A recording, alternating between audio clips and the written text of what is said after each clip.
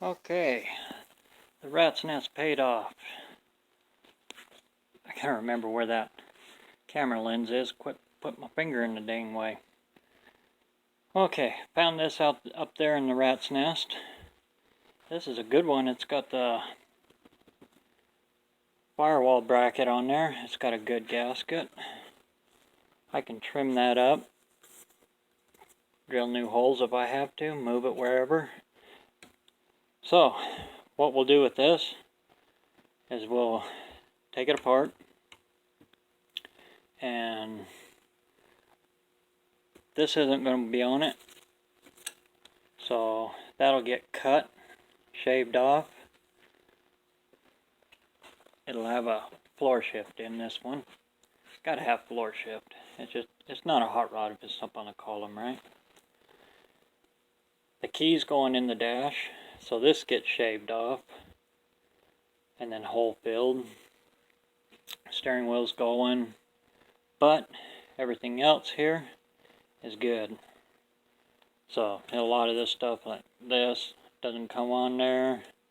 Just the turn signal and horn. That's about the only thing coming through here. Everything else goes away. So there'll be a lot of trim down on it. Well, then I'll cut it back as far as I need. If I need, I don't know. I got to get it up in there. This piece, don't know yet. Might reuse it. It depends on what it looks like in there. Some of them I have welded. I think that's a 8mm bolt. This is probably 80. I'm saying late 80s column. It's the only one I had up there that just had the turn signal. No cruise control, no wipers, no nothing like that in it. It's just turn signal. Got another one up there. It's got all that stuff in the turn signal too. I didn't want to use it. And just more shaving, more cutting. This one I can clean up, I can make this one look old. That's a good way. Or like it's supposed to be in there, as opposed to 1988 plastic being in a 39. That's a no-no. Anyway,